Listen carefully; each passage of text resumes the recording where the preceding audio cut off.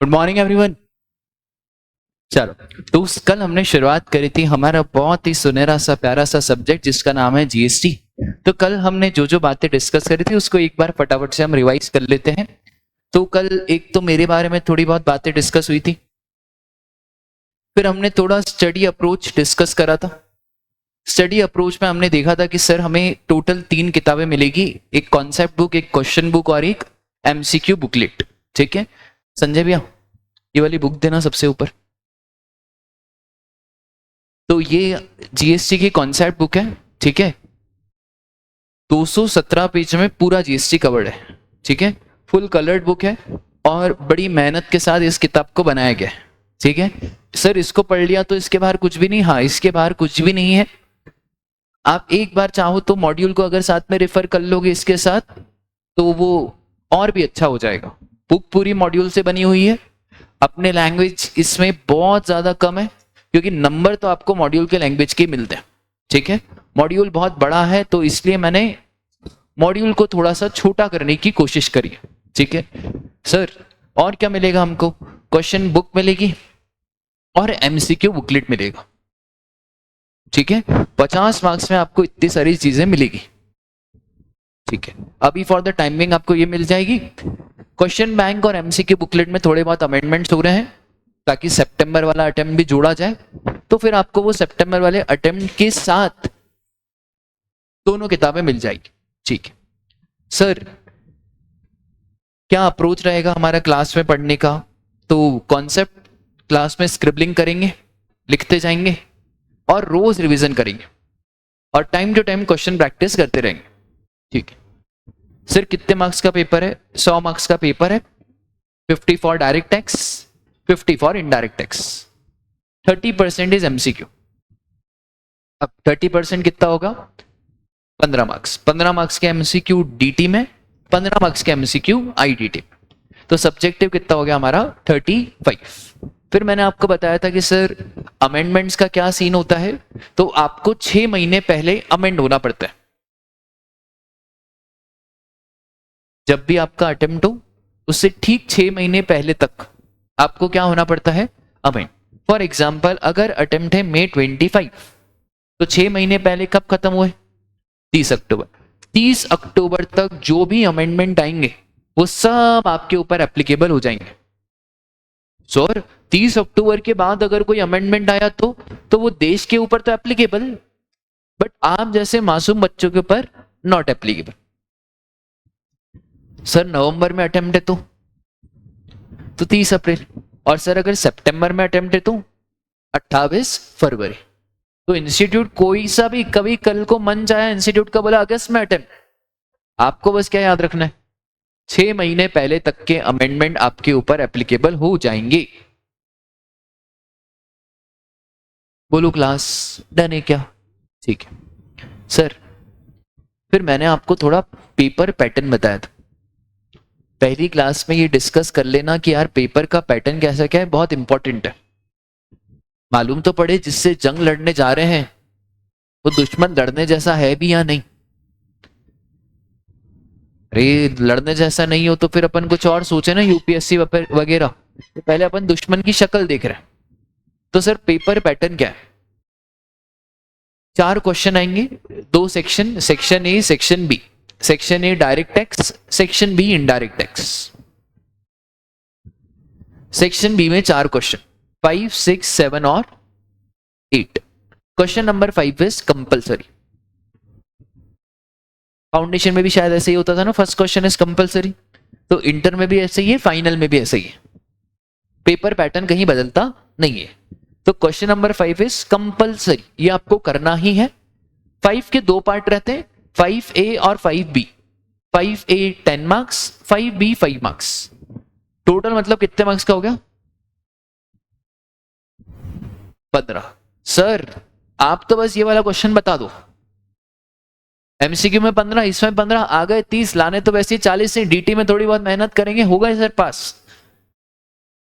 ये जो क्वेश्चन है ना, इसके लिए पूरा जीएसटी पढ़ना पड़ेगा क्योंकि ये वाला जो क्वेश्चन आता है वो कॉम्प्रहेंसिव क्वेश्चन आता है।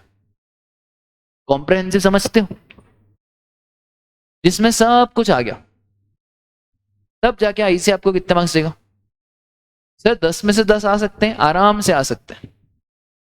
ये सी ऐसा टॉपिक है ना, इसमें आराम से 50 में से 40 प्लस आराम से। बस मेरी बात मानते जाना, ठीक है। उसके बाद 3 क्वेश्चन आएंगे, 6, 7, 8, 10 मार्क्स ईच। तो 10, 20, 30 और 15, टोटल कितना हो गया 45। इस 45 में से पहला तो कंपलसरी अटेम्प्ट करना है, बाकी इन 3 में से आपको कोई भी 2 करने हैं आपके मन पसंदीदा। तो 3 में से आप 6 और 7 कर लो, 6 और 8 कर लो, 7 और 8 कर लो। 8 में आपको बाय डिफॉल्ट एक और इंटरनल चॉइस मिलती है, इसलिए बच्चा कौन सा अटेम्प्ट करता है, बच्चों को चॉइसेस बहुत पसंद है। अभी आप इधर आए हो, कल दूसरी जगह जाओगे, परसों एक और जगह दर्शन करने जाओगे। इस उम्र में यही होता है। हम भी इंदौर की सारी कोचिंग छान मारते थे, यहाँ पे ये है, यहाँ पे ये है, यहाँ पे ये है, यहाँ पे ये है, फिर अल्टीमेटली 5-6 दिन के बाद थक हार के एक जगह चले जाते थे। तो बच्चों को क्या पसंद है, चॉइसेस। तो बच्चा, मैंने जितनी भी कॉपी का एनालिसिस करा है, बच्चा 6 वाला क्वेश्चन करता है, 8 वाला करता है, 7 वाला छोड़ देता है। अब वो आपके ऊपर है सर, जो आपको आ रहा हो। सर हमको सारे आ रहे हो तो अगर सारे आ रहे हो तो सारे अटेम्प्ट करो, क्योंकि आपको पता नहीं है इंस्टीट्यूट में सारे अटेम्प्ट करने में जहां पे ज्यादा मार्क्स आते हैं ना, वो चेक होता है। सर क्या बात कर रहे हो, तो हमको अभी पता चला। हाँ राजा, सपोज करो 6, 7, 8 मैंने अटेम्प्ट करा, 8 में मेरे कम नंबर है, 6, 7 में ज्यादा है, तो मेरे ज्यादा नंबर जुड़ेंगे।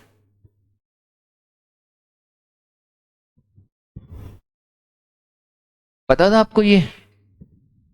सर बचपन से तो हमने सीखा है कि जो फर्स्ट के 2 होते हैं वो बेटा वो बचपन है, हटाओ वो। यहाँ पे ऐसा नहीं है।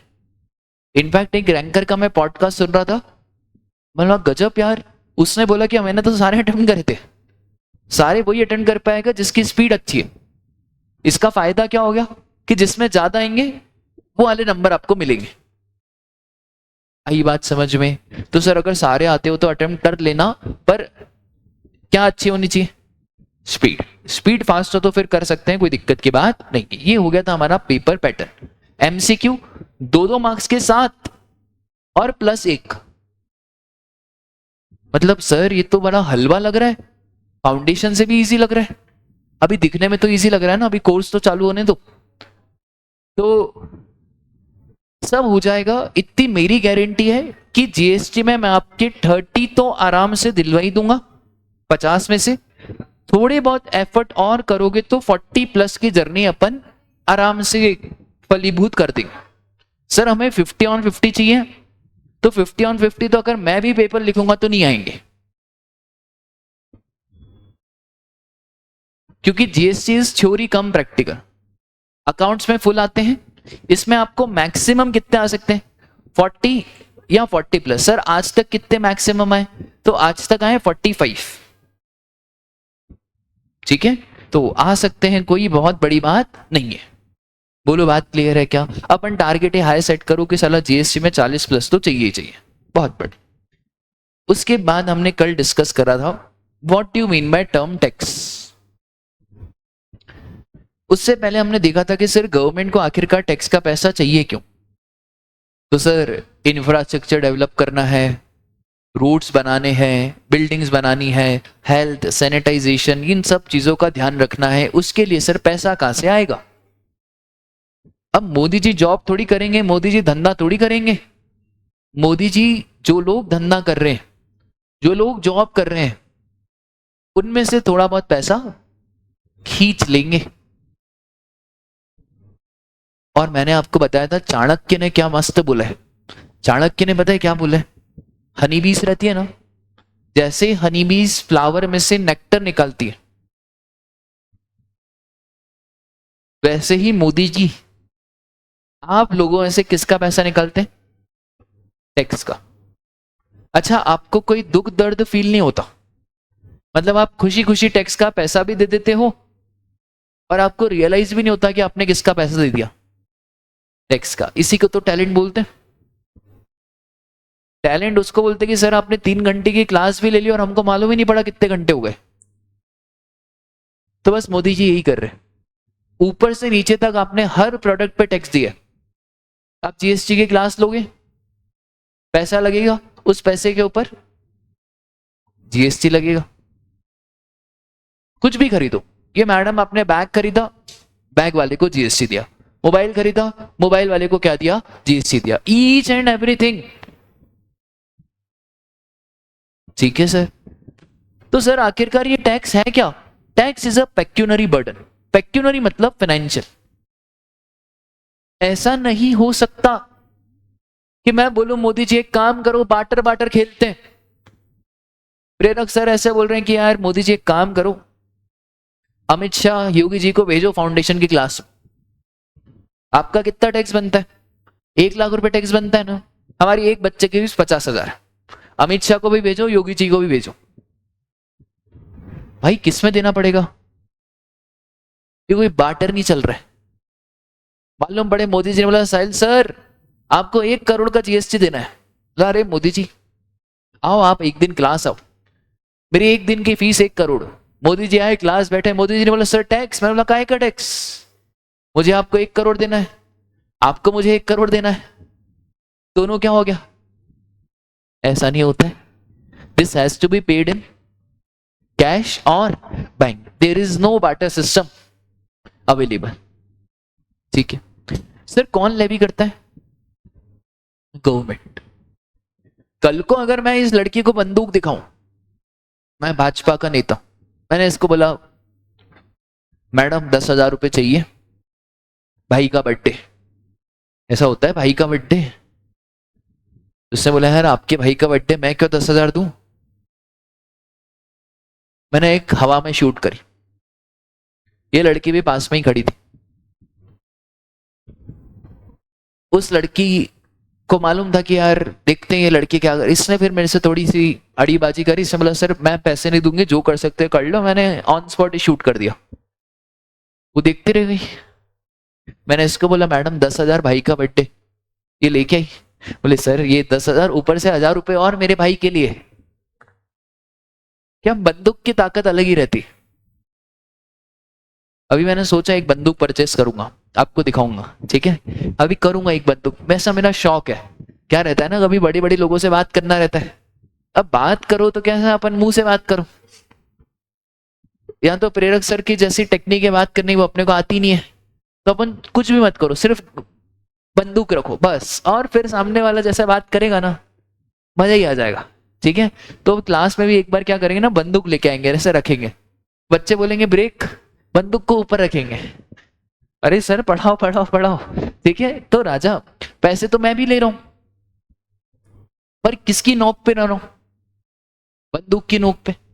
सर आप गवर्नमेंट के आदमी हो? हाँ भाई भाजपा का आदमी, गवर्नमेंट का आदमी। पर क्या ऐसा कोई एक्ट बना हुआ है क्या? क्या सरकार ने ऐसा कोई फिरौती वसूली एक्ट 2024 ऐसा कोई पास करा क्या? भाई जब कोई एक्ट ही नहीं है तो कोई पावर ही नहीं है, और जब कोई पावर ही नहीं है इसका मतलब आपके पास कोई अधिकार ही नहीं है लोगों से क्या लेने का, टैक्स लेने का। इसका मतलब है ऐसा नहीं है कि कल को कोई भी आ जाए और आपको बोले कि भैया पैसा दो, उनके पास क्या होनी चाहिए? पावर। फॉर सपोज करो ये तेज गाड़ी चला रहा था, इसको पता ही नहीं था कि रेड में रुकना होता है और ग्रीन में जाना होता है। अब ये वही रेड फ्लैग ग्रीन फ्लैग, इसको तो उल्टा था, ये हमेशा उल्टा ही करता था, इसलिए तो कभी जिंदगी में ग्रीन फ्लैग बन ही नहीं पाया। ये भाई साहब रेड में गाड़ी लेके गए, बोले तेरा भाई तो आज गाड़ी निकाल के जाएगा। पुलिस वाले ने रोका, बोले इधर आओ। बोले तुम रेड फ्लैग हो। पुलिस वाले बोला तुम भी बोल रहे हो रेड फ्लैग हो, वो भी यही बोलती थी। गजब की दुनिया है, सब इसको रेड फ्लैग। बेटा पुलिस वाले बोल रहे हैं सिग्नल तोड़ा है, थोड़ी बहुत क्या दो पेनल्टी। अब तुम पुलिस वालों को पहले बोलना कि आपके पास कौन से एक्ट के कौन से सेक्शन में लिखा हुआ है कि अगर मैं गाड़ी तेज चलाऊंगा और सिग्नल तोड़ूंगा तो आप में से क्या ले सकते हो। बेटा ये सब लिखा हुआ है, ट्रैफिक का एक एक्ट है उसमें ये लिखा हुआ है, तभी वो आपसे क्या ले रहा है? पेनल्टी। पर तुमने उसकी जेब में 100 रुपए डाले, उसने बोला साहब 100 रुपये, तुमने और 100 डाले, तुमने 500 डाले, ये किसी एक्ट में नहीं लिखा हुआ है, ऐसा किसी एक्ट में नहीं लिखा हुआ है कि अगर 1000 रुपए लग रहे हैं तो पुलिस वाला 500 रुपए जेब में रख के गाड़ी को, सर ऐसा नहीं लिखा है, तो उसको टैक्स बोलेंगे भी नहीं। पर जो फाइन लगा, जो पेनल्टी लगी, जो अधिनियम के हिसाब से लगा, एक्ट के हिसाब से लगा, उसको तो क्या ही बोलेंगे। आई बात समझ में? तो सिर्फ फाइनेंशियल बर्डन नहीं लेवी कर रहा है कौन? Government under an act. और एक्ट का मतलब सिंपल सा क्या है सर? और ये पावर मिलती पता है कहां से? तो देश का संविधान पावर देता है गवर्नमेंट को नॉर्मल पब्लिक से टैक्स लेने की। आई बात समझ में?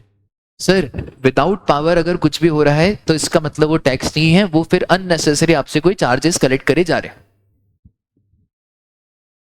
ठीक है। अब जैसे एक टैक्स होता था सर्विस टैक्स, अब वो बंद हो गया। आज भी कुछ कुछ होटल वाले सर्विस टैक्स लेते हैं।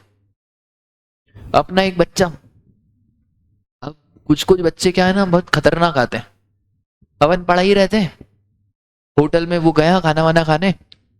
अब जब लड़की के साथ इंसान जाता है ना, तो उसका सीए का नॉलेज इतना रहता है तो और बढ़ जाता है। अब होटल वालों ने सर्विस टैक्स लगाया, अपन से जीएसटी पढ़ रहा था, उसको मालूम था कि सर ने बोला हुआ है ये सर्विस टैक्स तो लगता ही नहीं है। भाई साहब क्या चिल्लाया होटल में, होटल वालों को उसने इतना सब बोल दिया, बोले मैं सीए कर रहा हूं। भाई उसका सर्विस टैक्स वेव ऑफ कर दिया। कुछ कुछ होटल वाले आज भी क्या चार्ज करते हैं, और सर ये पैसे अपनी जेब में रखते हैं, पर नॉर्मल जनता को थोड़ी मालूम है। ये तो आप लोग सीए कर रहे हो, इंटर में हो, फाइनल में हो, तो आपको थोड़ी बहुत चीजें पता है। Sir what about service charge? वो ले सकते हैं, हाई कोर्ट सुप्रीम कोर्ट ने अलाउ करा है, you can take service charge, but it is on the will of the consumer either to pay it और नॉट पे इट। मतलब वो बिल में चार्ज कर सकते हैं, पर वो आपके ऊपर है, आपको देना है तो दो, नहीं देना है तो मत दो। सर सर्विस टैक्स तो चार्ज कर नहीं सकते, अगर उन्होंने लगाया इसका मतलब है क्या वो टैक्स है, क्या वो पैसा गवर्नमेंट को जाएगा? सर वो पैसा कोई गवर्नमेंट के पास जाने वाला नहीं है, क्योंकि because there was power, but वो पावर आज एक्टिव। सर पावर कहां से आती है? कॉन्स्टिट्यूशन। इस कॉन्स्टिट्यूशन के आर्टिकल 246 में जाना, और कौन से स्केड्यूल में? 7 स्केड्यूल, जहां पे 3 लिस्ट बनी हुई है, यूनियन लिस्ट, स्टेट लिस्ट और कॉन्करेंट लिस्ट। यूनियन लिस्ट में लॉ बनाने की पावर सेंट्रल गवर्नमेंट के पास। वो मुद्दे जहां पे सेंट्रल गवर्नमेंट लॉ बनाती है वो कौन सी लिस्ट में? वो मुद्दे जहां पे स्टेट गवर्नमेंट लॉ बनाती है वो कौन सी लिस्ट में? और वो मुद्दे जहां पे दोनों लॉ बनाते हैं वो कौन सी लिस्ट में है? Concurrent list. और जीएसटी के लिए हमको आर्टिकल को अमेंड करना पड़ा था। समझ रहे हो आप कि जीएसटी के लिए हमको क्या अमेंड करना पड़ा था? आर्टिकल। तो आर्टिकल 246 था और एक नया आर्टिकल लेके आए, क्योंकि 246 के बाद डायरेक्टली कॉन्स्टिट्यूशन में 247 लिखा था। अब ये बनाने वाले भी इंडियंस, और इंडियंस को जुगाड़ करना तो अच्छा आते ही है, तो सब करे तो करे क्या? तो बोला एक काम करो, 246 और 247 के बीच में घुसाओ क्या, कल को इसको भी अमेंड करना होगा तो 246। ठीक है, यहां पे सेक्शन सब सेक्शन क्लॉजेस नहीं चलते। कॉन्स्टिट्यूशन में क्या चलता है राजा? आर्टिकल। ठीक है, इतनी बात आपको क्लियर है क्या? तो सर आर्टिकल 246 में कितने लिस्ट? यूनियन, स्टेट और कॉन्करेंट। यूनियन लिस्ट में एंट्री 82 इनकम टैक्स की बात करता है और बोलता है tax on income other than agriculture. इसका मतलब समझते हो आप? एग्रीकल्चर पे इनकम टैक्स लगता ही नहीं है। क्यों नहीं लगता? क्योंकि पावर ही नहीं है। जब पावर ही नहीं है तो गवर्नमेंट टैक्स ले ही नहीं सकती। अभी बात चल रही है नया इनकम टैक्स आएगा। क्या होता है ना, मोदी और निर्मला वो ज्यादा हो जाती है ना उनको, तो कुछ भी बोल देते हैं जोश जोश में। अब उन्होंने बोल दिया नया इनकम टैक्स आएगा, अगर नए इनकम टैक्स में एग्रीकल्चर पे टैक्स लगाना है तो ऐसे नहीं लगा सकते, पहले क्या चेंज करना पड़ेगा? कॉन्स्टिट्यूशन। अमेंडमेंट नहीं, कॉन्स्टिट्यूशन को चेंज करना पड़ेगा। ये अपन बोल रहे थे ना इस बार कितने पार, 400 पार 500 पार, ये इसलिए चाहते थे मोदी जी कि अगर इस बार अपने को 400 पार मिल जाता तो फिर हमारे पास सुप्रीम पावर हो जाती, और अगर सुप्रीम पावर हो जाती ना तो हम किसको अमेंड कर सकते हैं? कॉन्स्टिट्यूशन को अमेंड करना बड़ा मुश्किल होता है। जैसे जो अल्कोहलिक लिकर है ना, उस पर जीएसटी नहीं लगता। इसलिए नहीं लगता क्योंकि कॉन्स्टिट्यूशन में लिखा हुआ है कि जो अल्कोहलिक लिकर है, जो शराब है, उस पर जीएसटी नहीं आएगा। सर अगर हमको लाना हो तो पहले क्या अमेंड करना पड़ेगा? कॉन्स्टिट्यूशन। और वो अमेंड करना इतना आसान नहीं है, क्योंकि वहां पे सर फिर लोकसभा भी होगी और राज्यसभा भी होगी, दोनों का मत लगेगा, दोनों का परसेंटेज लगेगा, फिर जाके अमेंड होगा। तो अभी नया इनकम टैक्स में भी एक चीज तो याद रखना कि एग्रीकल्चर पे कोई इनकम टैक्स नहीं लगेगा। इसलिए नहीं लगेगा क्योंकि गवर्नमेंट के पास क्या ही नहीं है, पावर। सर अगर गवर्नमेंट ने ले लिया तो बेटा फिर कुछ समझदार लोग चैलेंज करेंगे। कहां पे चैलेंज करेंगे? हाई कोर्ट में या सुप्रीम कोर्ट में, और ये बोलेंगे कि सर आप ले कैसे सकते हो, क्योंकि कॉन्स्टिट्यूशन में आपके पास पावर ही नहीं है। आई बात समझ में? इसका मतलब है सर पावर के बिना कुछ नहीं होगा, पावर होगी तो ही जाके सारी चीजें होगी। अब सुनो ध्यान से, सर ये पावर से होता क्या है? पावर से एक्ट बनता है। पावर से क्या बनता है भाई? एक्ट। सर ये एक्ट कैसे क्या बनता है? अरे तो एक्ट बनने का प्रोसेस तो बहुत ही सिंपल है। पहला क्या होता है आपका? ये बिल पे डिस्कशंस होते हैं, लोग डिस्कस करेंगे। जैसे जीएसटी का बिल बहुत पहले आया था, जीएसटी आने में बड़ा टाइम लग गया। बिल तो 2000 में आया था। फिर बिल पे बड़े डिस्कशन होते हैं, लोकसभा बोलती है ये गलत है, राज्यसभा बोलती है ये गलत है। फिर अगर दोनों में सहमति नहीं बन पाती है तो वो जो बिल आता है वो ऑटोमेटिकली लैप्स हो जाता है। ठीक है सर। बिल के बाद ये बिल जाता है कहां पे सर? दो जगह जाएगा, दो हाउसेस में जाएगा। One is and the other one is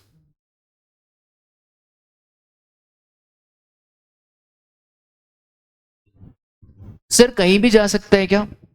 हाँ, लोकसभा में भी जा सकते हैं और राज्यसभा में। स्पेशली जो मनी बिल्स होते हैं वो पहले लोकसभा में जाते हैं और फिर कहां पे जाते हैं? राज्यसभा। ऐसे दूसरे बिल तो कोई से भी हाउस में पहले जा सकते हैं, वो जहां पे इनके ज्यादा लोग रहते हैं वहां पे ये भेज देते हैं कि एक हाउस से पास हो जाए तो दूसरे हाउस से ऑटोमेटिकली पास हो जाएगा। आपने वाली मूवी देखी होगी आर्टिकल 377, देखना, बहुत शानदार मूवी, बहुत शानदार।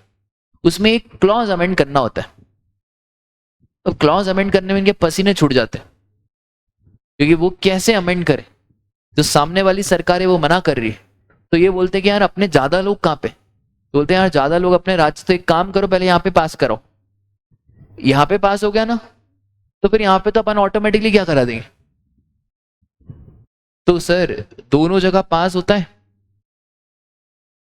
उसके बाद प्रेसिडेंट साहब की असेंट लगती है, अप्रूवल। फिर उसके बाद क्या बन जाता है भाई? एक्ट। और फिर ये एक्ट आता है आपका ऑफिशियल।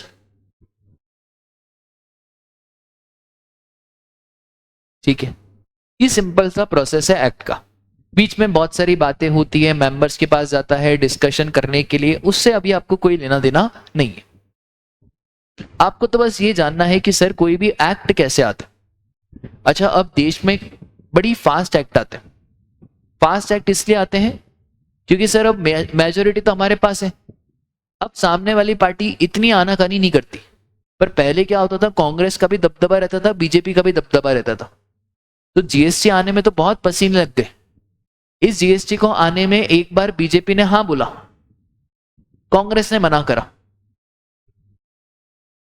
दूसरी बात, कांग्रेस ने हाँ बोला, अब बीजेपी को भी हाँ बोलना चाहिए था, क्योंकि पहले क्या बोला था, अब इन्होंने वापस से क्या बोला।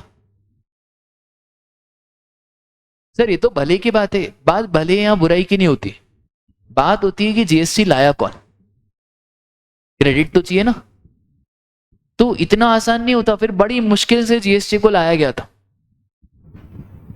ठीक है, वो भी डिस्कस करेंगे कि कैसे क्या जीएसटी आया, कैसे क्या अमेंड हुआ, कैसे क्या कॉन्स्टिट्यूशन में बदलाव करें। इतनी बात आपको क्लियर है क्या?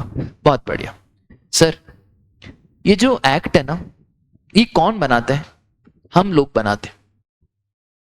लॉ बनाने की पावर आप लोगों के पास है। सर हम लोग कैसे बनाते हैं? क्या आप कभी वोट देते हो? 18 के हो जाओगे तो वोट दोगे।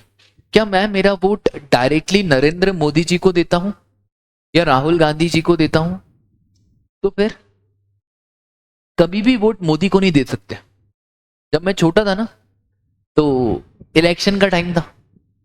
अब इलेक्शन का टाइम था तो मैं बड़ा डाउट में आया, बोला यार इधर मोदी का फोटो तो दिख ही नहीं रहा है। मतलब 3 होने चाहिए, मोदी जी होने चाहिए, राहुल होना चाहिए और आम आदमी पार्टी का वो अरविंद केजरीवाल होना चाहिए। अब मैंने ढूंढा, यार मोदी तो दिख ही नहीं रहा है, मोदी को वोट कभी नहीं जीतते। आप वोट देते हो किनको? मेंबर ऑफ पार्लियामेंट्स को। ये जो मेंबर ऑफ पार्लियामेंट्स है ना, ये फर्दर मोदी जी को वोट देते हैं। मतलब डायरेक्टली पब्लिक नरेंद्र मोदी को वोट नहीं दे सकते। आई बात समझ में? अच्छा सर, ये मेंबर ऑफ पार्लियामेंट बदल भी तो सकते हैं? हाँ बदल सकते हैं। इनके ऊपर ये चाहे तो नरेंद्र मोदी को बनाए, ये चाहे तो किसी और को बनाए। तो सर एक्ट बनाने वाला कौन है? आप, क्योंकि इन रिप्रेजेंटेटिव को वोट कौन देगा? आप ही वोट दोगे, आप ही के वोट से ये आगे बढ़ेंगे। सर इसका मतलब है एक्ट बनाने वाला हम है, तो फिर हमारे हिसाब से एक्ट चलेगा क्या? ऐसा नहीं होता। ये वैसा ही है राजा कि जैसे शेयर होल्डर तो आप हो, बट आप कंपनी के ओनर नहीं हो। कल को मालूम पड़े मैडम ने एक शेयर रिलायंस का ले लिया, एक चली गई, बोले Mukku sit down, Mukku sit-ups लगाओ। अरे ओ मुक्कू सिटअप्स लगाओ, अरे मुक्कू मतलब मुकेश अंबानी। ऐसा नहीं कर सकते बेटा, you are a single shareholder. आप ही ने मुकेश अंबानी को बोर्ड ऑफ डायरेक्टर बनाया, तो अब अंबानी जी चलाएंगे किसको? रिलायंस को। आपसे वोट मांगा गया था, आपसे पूछा गया था कि भाई हम अंबानी जी को बोर्ड ऑफ डायरेक्टर बनाने, क्या आपकी सहमति है? तो आपने बोला हाँ हाँ मेरी सहमति है। अब चलाएगा कौन? मुकेश अंबानी। अच्छा इसको, मुकेश अंबानी को बोर्ड ऑफ डायरेक्टर बनाया किसने?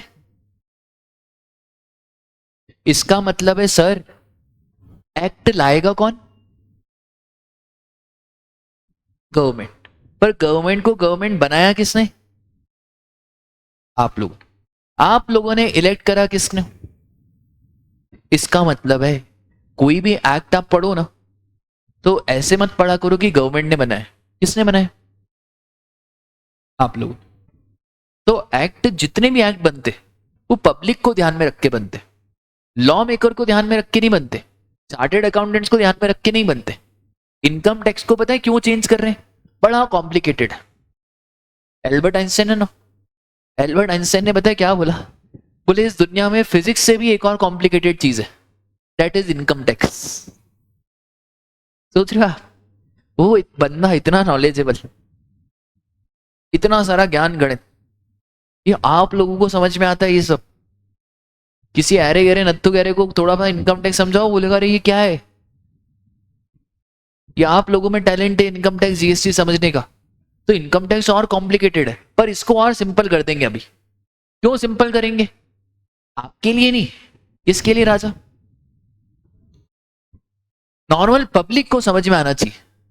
पब्लिक को समझ में आ गया तो सब आसान है। ठीक है, अब देखो क्या होता है ना, सपोज करो देश में बाढ़ आ गई, ठीक है।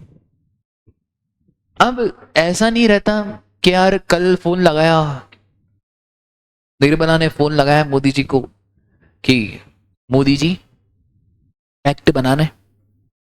अब क्या मोदी जी 365 डेज वर्क करेंगे क्या? इनके सेशंस होते हैं, पार्लियामेंट के क्या होते हैं? सेशन। आपके भी तो सेशन होते हैं ना। अभी आप पढ़ाई करोगे, फिर वो गर्मी की छुट्टी में गोवा जाएंगे, सर हम तो प्री रिजल्ट बैच में है, वो आपकी गलती है, हम तो गोवा जाते ना, ये आपका छुट्टी का सेशन है। तो अलग अलग सेशंस होते हैं। तो वैसे ही पार्लियामेंट के क्या होते हैं? सेशन। टोटल 3 सेशन होते हैं, बजट, मॉनसून और विंटर। इसी में एक्ट पास होता है। बजट सेशन होता है जनवरी से मई, इसमें बजट आता है। फिर मॉनसून सीजन होता है क्या? अगस्त और सितंबर। सर जून जुलाई, अरे यार मोदी को मेलोनी को भी तो टाइम देना है, तुम कैसी बात करते हो यार। जून जुलाई कोई पार्लियामेंट सेशन नहीं लगता। उसके बाद नवंबर दिसंबर लगता है कौन सा सीजन? विंटर। तो ऐसे करके पार्लियामेंट के कितने सीजन? सपोज करो भाई देश में जून में कुछ हो गया, बाढ़ आ गई देश में, सूखा पड़ रहा है देश में, महंगाई बढ़ते जा रही है, सप्लाई कम होते जा रही। फोन लगाया निर्मला ने मोदी को, हेलो मोदी। मोदी बोला निर्मला बोलो। निर्मला बोला मोदी जी देश में बहुत बारिश आ रही है, मुंबई पूरा बारिश बारिश हो गया है, पूरा देश बारिश बारिश हो गया है। मोदी बोला निर्मला मैं अभी बिजी हूं गोवा में मेलोनी के साथ। निर्मला बोल रही कि देश ही डूब जाएगा। मोदी बोल रहा है अरे देश डूब जाएगा, मैंने तो स्विमिंग ही नहीं सीखी है, मेलोनी मेरे को बचाएगी कैसे? अरे निर्मला बोल रही है अरे आपको मेलोनी की पड़ी है। फिर मोदी को थोड़ा होश आया कि हाँ यार बात तो सही बोल रही है, अब जून जुलाई में तो कुछ कर नहीं सकते। मोदी ने बोला एक काम करो निर्मला, मानसून तक का वेट करो, जब तक मेरा भी यहाँ पे काम मेरा भी यहाँ पे काम हो जाएगा और हम फिर मानसून सीजन में कुछ नया लाएंगे। निर्मला बोल रही अरे मोदी थोड़ा पागल वागल हो गया क्या? मानसून में देश ही नहीं बचेगा, नया क्या लाएगा? फिर बोला ये कौन सा तरीका हुआ बात करने का? मोदी जी आप ऐसी बातें कर रही हो, उलूल जुलूल बातें, थोड़ा समझदारी से बात। सही बात है यार, कुछ तो करना पड़ेगा ना। हम ऐसे थोड़ी कर सकते हैं कि भाई जून में हम बैठे हैं गोवा में, अमित शाह गोवा में बैठा है, मोदी कोई इंडोनेशिया यूक्रेन में बैठा है, कहीं कोई कुछ भी बैठा है, भाई देश में तो दिक्कत हो गई ना। अच्छा बीच में सेशन भी नहीं लगा सकते? इतनी अर्जेंट में सारे एमओपीस को कैसे बुलाया जाए? तो बताए क्या करते हैं? ऑर्डिनेंस पास करते हैं। जून में हम एक ऑर्डिनेंस पास करेंगे। मोदी बोलेगा निर्मला कुछ तो निकालना पड़ेगा, कुछ तो तरीका निकालना पड़ेगा। तो निर्मला बोलती है यार why not we should pass a ordinance. ये अमेंडमेंट नहीं है, ये ऑर्डिनेंस है कि यार ये जो देश में हो रहा है इस देश में चेंज करने के कारण चलो एक काम करते हैं, जून में हम एक पॉलिसी निकाल देते हैं जिससे जो शुगर के रेट है वो ज्यादा स्पाइक ऑफ ना हो, कम हो जाए। जून में भी एप्लीकेबल करेंगे, जुलाई में भी एप्लीकेबल करेंगे। ये ऑर्डिनेंस को डिस्कस करा जाएगा next parliament session, that is what. और फिर अगस्त में क्या लाया जाएगा सर? उस ऑर्डिनेंस को पास करके उस एक्ट को क्या कर देंगे? आया समझ? तो राजा अमेंडमेंट अलग होता है, ऑर्डिनेंस अलग होता है। अमेंडमेंट तो कब है सर? तो बजट सेशन या मॉनसून सेशन की बात है। ऑर्डिनेंस सर बीच में अगर हमको कुछ बदलाव लाने हो, चेंज लाने हो, तो we will issue what? Ordinance. एक और चीज, सरकार बहुत समझदार है। जितने समझदार आप लोग हो ना उससे 10 गुना समझदार कौन है? सरकार। सरकार क्या करती है ना, अमेंडमेंट की पावर अपने पास ही रखती है। एक पावर तो वो एक्ट की, एक पावर कौन सी? ये जो अमेंडमेंट की पावर है ना, ये सरकार अपने पास रखती है। सरकार सेक्शन में लिख देती है कि अगर हम चाहें तो इसको हम हमारे हिसाब से अमेंड कर सकते हैं। सर ऐसा क्यों करा? ऐसा करना जरूरी है। छोटी छोटी बातों के लिए पार्लियामेंट सेशन थोड़ी बिठाएंगे, छोटी सी बात है क्या बिठाएंगे? क्या पार्लियामेंट सेशन बिठाना जरूरी है? सर एक्ट को पूरा बदलना हो तो बिठाओ क्या। अब जैसे इनकम टैक्स पूरा बदल रहा है, अमेंडमेंट नहीं कर रहे, पूरा एक्ट ही चेंज हो रहा है, तब क्या बिठाना पड़ेगा? ये आसान नहीं है। लोग बोल रहे हैं पूरा चेंज होगा, अरे आपको क्या लग रहा है अभी वो दूसरी वाली पार्टी वो बोलेगी कि क्या तरीका है, लोगों को समझ में नहीं आएगा, ऐसा तो चलता ही रहेगा। दोनों पार्टीज हाँ बोलेगी तब जाके क्या पास होगा। ठीक है, आई बात समझ में? तो राजा, एक तो हुआ हमारा क्या, एक्ट, एक हुआ हमारा क्या, ऑर्डिनेंस, और सर एक हुआ हमारा क्या, अमेंडमेंट। ये जो अमेंडमेंट ऑर्डिनेंस है ना, ये पता है कौन सी पावर है? Delegated power. हम ही ने सरकार को डेलीगेट करा हुआ है। हमने बोला देखो यार सरकार, कभी कभार इमरजेंसी सिचुएशंस आ सकती है, इस इमरजेंसी सिचुएशंस में आप ही को हम क्या दे देते हैं, पावर। जैसे एक चैप्टर आएगा जीएसटी में, एग्जम्पशन। अब ये एग्जम्पशन चैप्टर पता है क्या होता है? इसमें सरकार ने बहुत सारी चीजों को एग्जेम्प्ट करके रखा है। क्या करके रखा है? एग्जेम्प्ट। अब सरकार इतनी शातिर है, इन्होंने बोला है ना ये एग्जम्पशन वाली बात एक्ट में नहीं लिखेंगे। क्या अगर एक्ट में लिखा तो एक्ट को बदलना बहुत मुश्किल है, दूसरा हाउस मना करेगा। तो हम पता है क्या करते हैं, एक नोटिफिकेशन लाते। इन्होंने जीएसटी एक्ट में अपने आप को एक पावर दी। इन्होंने बोला एक ऐसा सेक्शन बनाओ जो सरकार को पावर देता है नोटिफिकेशन लाने की। तो इन्होंने बनाया सेक्शन नंबर 11। सेक्शन 11 में पता है क्या लिखा है?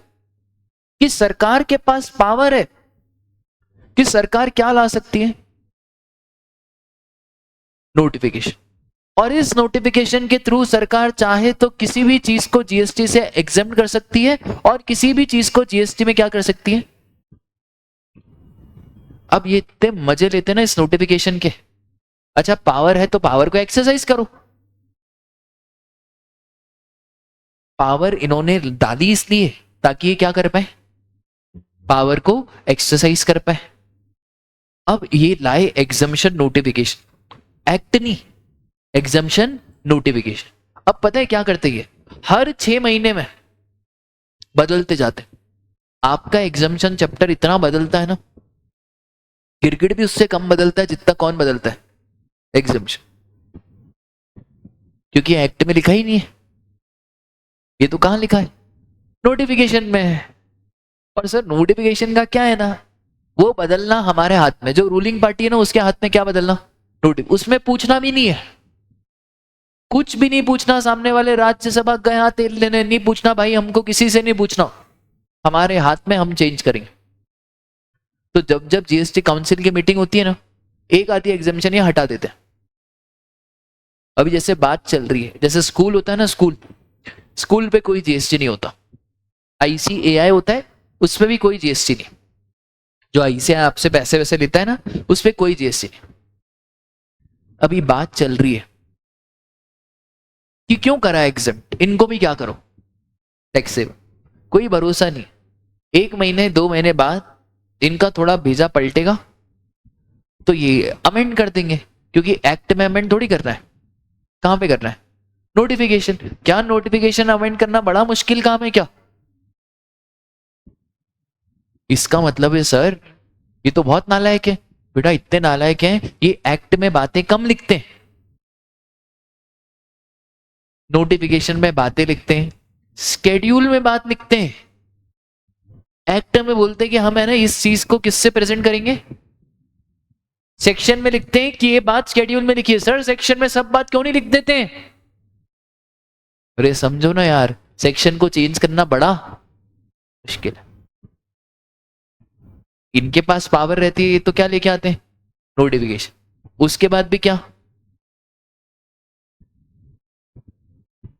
तो आगे जाके मैं आपको बताऊंगा, आप देखना 2017 का एक्ट और अभी का act as it is same है। एक्ट में कुछ बदलाव हुआ ही नहीं है और एक्ट में बदलाव होता भी नहीं है। पर सर एग्जामिशन वाले चैप्टर में बहुत बदलाव है, क्योंकि बदलाव कहां पे, अच्छा जितनी भी डेट्स होती है, लिमिट्स होती है, ये सेक्शन में लिखते ही नहीं है, ये सब रूल्स में लिख देते हैं। क्या लिख देते हैं? रूल्स एज में बी प्रिस्क्राइब। जब भी एज में बी प्रिस्क्राइब लिखे समझ जाना हमको कहां पे जाना है, रूल्स। सर ऐसा क्यों करा एज में बी प्रिस्क्राइब? राजा, हर चीज के डायनामिक्स बदलते हैं। हमने एक्ट बनाया है पुराने जमाने में, जैसे कंपनीज एक्ट 2013, हमने वहां पे स्मॉल कंपनी की डेफिनेशन को ही दे दी। अब बेटा उस टाइम पे जो लिमिट दी और आज जो लिमिट दी उसमें जमीन आसमान का फर्क है। हमने पहले बना दिया कि जीएसटी काउंसिल में इतने मेंबर होने चाहिए, अरे हमने बनाया था 2017 में, आज चीजें बदल गई है। तो हम बताएं क्या करते हैं, एक्ट में नंबर्स बहुत कम लिखते हैं। जहां जहां जरूरत होती है ना, हम एक्ट में एक चीज लिखते हैं। क्या लिखते हैं सर हम एक्ट में? As may be prescribe. समझ जाना, जैसे लिखा है ना एज मे बी प्रिस्क्राइब, मतलब हमें कहां जाना है। और जितनी भी नंबर रिलेटेड बातें होती है वो सब आपको कहां मिलेगी? रूल्स। आई बात समझ में कि सर जीएसटी नंबर इतने दिन में अप्लाई कर देना, ये इतने दिन में कर देना, ये सब आपको कहां मिलेगा? रूल्स। अच्छा रूल्स को बदलना भी आसान है? हाँ भाई सबको बदलना आसान है, सिर्फ एक चीज को छोड़ के, डेट इज व्हाट। इसलिए आप देखना जीएसटी में सेक्शन तो पढ़ेंगे ही पढ़ेंगे, सेक्शन के साथ साथ रूल्स भी पढ़ेंगे। सर और क्या पढ़ेंगे? राजा नोटिफिकेशन भी पढ़ेंगे। सेक्शन पढ़े, रूल्स पढ़े, नोटिफिकेशन पढ़े, कहीं कहीं के बाहर सर्कुलर्स आते हैं फॉर क्लैरिफिकेशन। ये कोई बात बताने जैसी नहीं होती, this is only for what? Clarification. कि भाई पब्लिक कंफ्यूज है।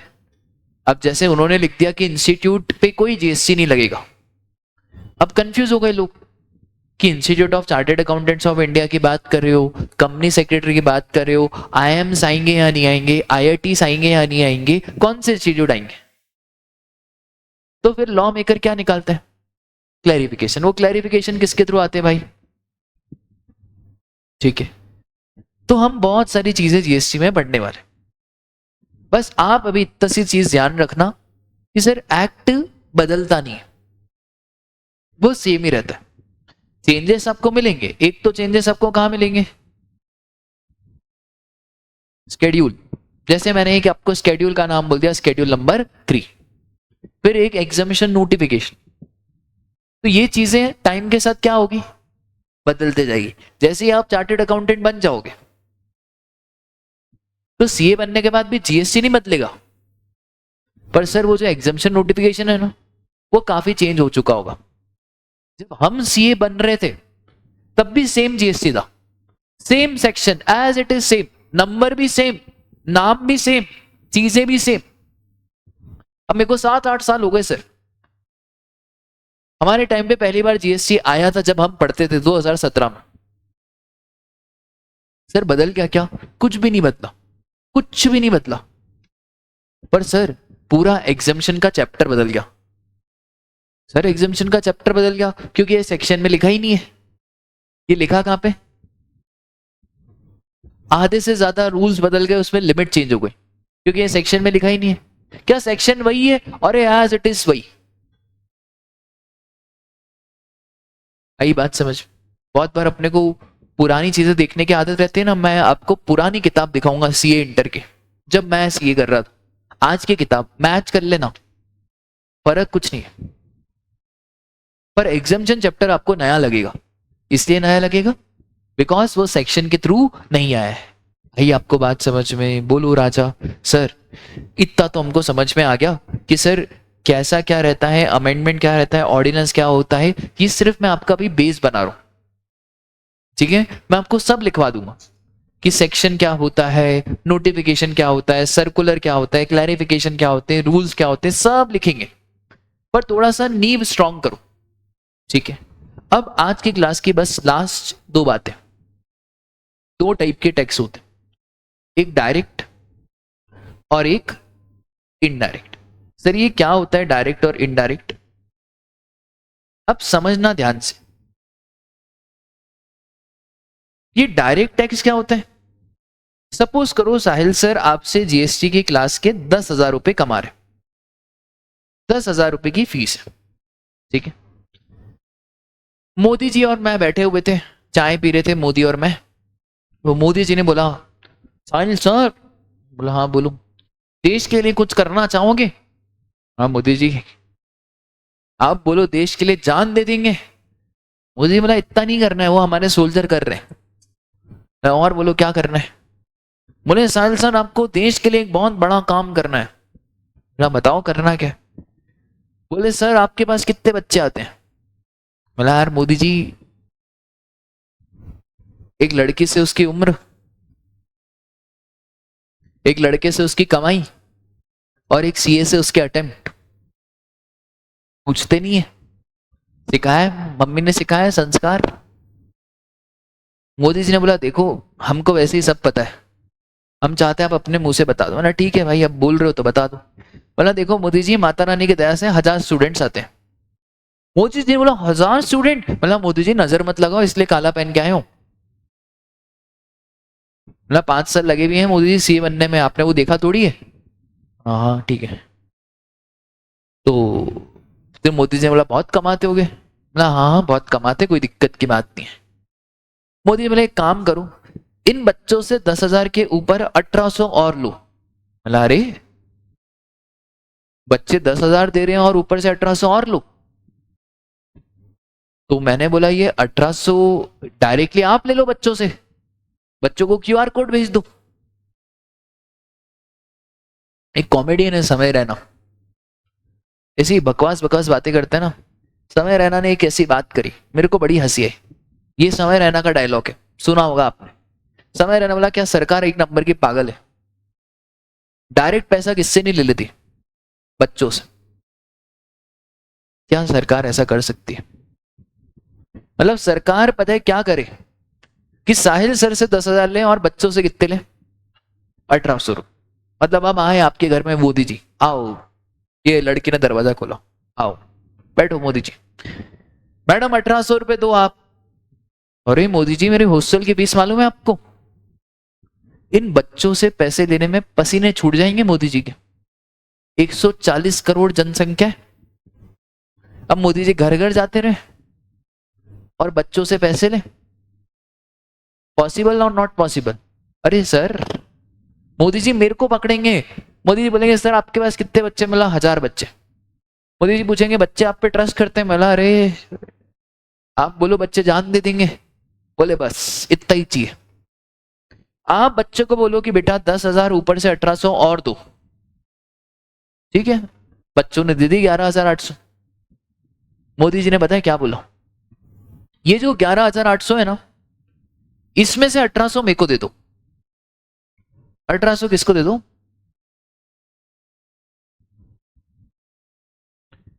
अच्छा मेरे पास कितने बचे? आप मुझे एक बात बताओ, मैंने बच्चों से कितने पैसे लिए? हाँ 11,800। इस 11,800 में से मैंने गवर्नमेंट को कितने दे दिए? 1800। क्या मैं एक बात बोलूं, इनडायरेक्टली आपने गवर्नमेंट को कितने दिए? तभी इसका नाम क्या है?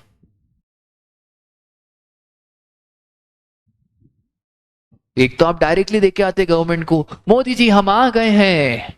मोदी बोला आओ आओ आओ स्वागत है, हम आपको टैक्स देना चाहते हैं। ऐसे तो फिर लाइन लग जाएगी नोटबंदी की। तो भाई पकड़ते उसको है जिसका बेस अच्छा हो। मोदी जी ने किसको घेरे में रखा? क्योंकि मेरे पास कितने बच्चे? 1000 बच्चे। अच्छा मैं रिप्रेजेंट कर रहा हूं कितने बच्चों को? 1000 बच्चों। अच्छा देखो कितना ट्रस्ट की बात है। आप बच्चों मेरे पे ट्रस्ट कर रहे हो कि साहिल सर 1800 रुपए किसको देंगे? गवर्नमेंट को। गवर्नमेंट मेरे पे ट्रस्ट कर रही है कि ये हमको एक बच्चे से 1800 लाके किसको देगा?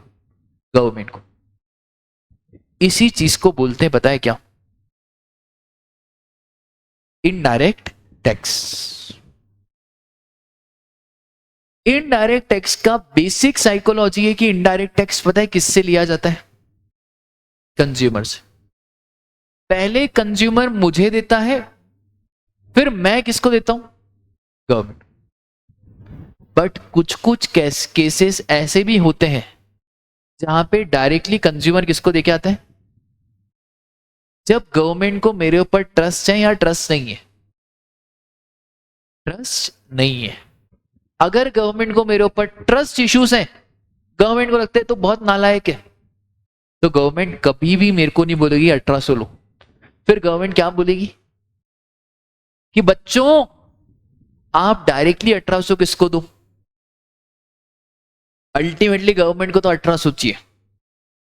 मैं तुमसे लेके गवर्नमेंट को दे दूं या तुम डायरेक्टली किसको दे दो, या दोनों पॉसिबिलिटी है। हाँ, 100 में से 90 केस तो कैसे होंगे, तुमसे लूंगा गवर्नमेंट को दूं, पर कुछ 8-10 केसेस ऐसे भी होंगे जहां पे आप डायरेक्टली किसको दोगे, गवर्नमेंट को। बोलो इतनी बात आपके दिमाग में, आपके जहन में गई क्या? ठीक है सर, इस 10,000 के ऊपर पता है मोदी जी ने क्या बोला? फिर वापस हम चाय पे बैठे, सर आप कितनी चाय पियोगे? मोदी जी ने बोला देश के लिए कुछ करना चाहते हो? मैंने बोला मोदी जी करा तो सही देश के लिए। आपने बोला देश के लिए करना चाहते हो, मैंने बच्चों से 1800 रुपए लिए आपको दिए। मोदी जी ने बोला आपने कहा करा देश के लिए कुछ? बोला मोदी जी यार ऐसा मत करो यार, ये तो बच्चों ने करा। अरे मैंने बोला मैंने तो कलेक्ट करा। तो मोदी जी ने बोला देखो साहिल सर, ये तो चीटिंग है। यार ये काहे की चीटिंग, आपने कुछ नहीं करा। मतलब ठीक है मोदी जी बोलो क्या करना है। मोदी जी ने पूछा सर कितने कमाते हो? ना मोदी जी अभी तो बोला आपको, लड़के से उम्र, लड़के से कमाई और सीए से अटेम्प्ट, ये नहीं पूछे जाते। मोदी ने बोला हमको सब पता है। ना ठीक है भाई, मतलब देखो मोदी जी अब आपसे झूठ क्या बोलना, 5,000 रुपए तो खर्चा हो जाता है। अरे नोट्स देना रहता है बच्चे, 500 रुपए की किताब है इतनी छोटी सी, इतना तो प्रिंटिंग कॉस्ट है। अभी 2 किताब और आ रही है, सॉफ्टवेयर का खर्चा अलग है। वो क्या कैलकुलेटर पे बढ़िया दबता है, ये मल्टीप्लाई बाय ये इतना कमाते हैं इतना खर्चा है, बट राजा कॉस्ट भी तो लगती है। तो मैं बोला मोदी जी एक बच्चे के कितने लग रहे हैं? 5। तो मोदी ने बोला 5 अभी भी बच रहे हैं? बोला हाँ हाँ बच रहे हैं। ये 5 आपकी इनकम हुई? बोला हाँ हुई। बोले इस इनकम पे क्या चुकाओ?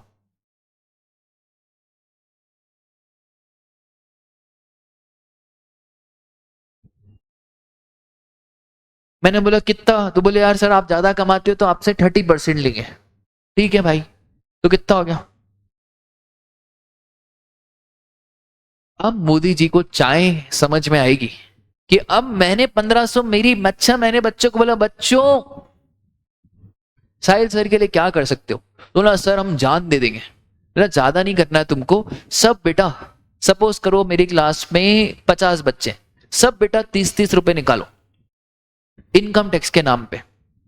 पता है तुम क्या बोलो? बोले देखो कितना बड़ा कलयुग आ गया, कमा खुद रहे, खर्चा खुद कर रहे, और इनकम टैक्स किससे ले रहे? बच्चों से। तुम तो नाम ही खराब कर दोगे मार्केट कि सर ने हद ही कर दी कि इनकम टैक्स भी किससे लिया? इनकम कमाई किसने? वैसी गुड्स और सर्विसेज कंज्यूम किसने करे? तो जीएसटी देगा कौन? इनकम किसने कमाई, तो इनकम टैक्स कौन देगा? इसका मतलब है सर पूरे गेम में गवर्नमेंट पता है कितना कमाती है? 1800 प्लस 1500।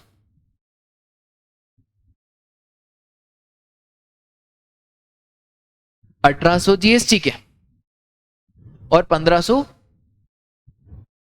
बताओ पूरी मेहनत हम करते बेटा, पर आधा हिस्सा किसका है? गवर्नमेंट। तो हम तो पार्टनर है ना गवर्नमेंट के। अब तो यहां तक नौबत आ गई है, फीस में पता है क्या करना पड़ता है? 2 बैंक अकाउंट खोलना, 40% अलग रखो 60% अलग रखो। क्या उससे सही रहता है? मालूम पड़ता है कि ये पैसा हमारा है ही नहीं, वरना आखिरी में हमको रियलाइज होता है अरे अभी तो मोदी जी को कितना देना है। तो देखो ना पूरे गेम में मैंने इतनी मेहनत करी, मेरे को सिर्फ कितने बचे? अच्छा गवर्नमेंट ने कुछ भी नहीं करा, पर फिर भी गवर्नमेंट को कितने बचे? आई आई बात समझ में आई? अच्छा सर ये जो इनकम टैक्स है ना, इसका क्या नाम देंगे इसको?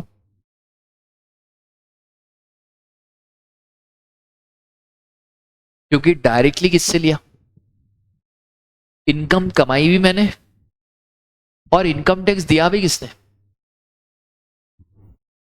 पर सर गुड्स एंड सर्विसेज किसने कंज्यूम करा? आप लोगों ने। तो जीएसटी किसने दिया? आप लोगों ने। किसको दिया? पहले मेरे को दिया, फिर मैंने किसको दिया? इसका मतलब है इनडायरेक्टली आपने किसको दिया? तभी उसका नाम क्या है? आया आपको समझ में कि why indirect taxes called as indirect tax? तो जो आप पेस में फीस दोगे ना, उसके ऊपर क्या दोगे? जीएसटी। अच्छा, पेस दो अलग अलग पॉकेट बनाएगा, एक तो फीस का पॉकेट और एक जीएसटी का पॉकेट। ये जीएसटी का पॉकेट का पैसा किसको दे देगा? गवर्नमेंट को। बोलो क्लास डन है क्या? ठीक है, मेरी 12:30 तक क्लास है कि 12 तक है?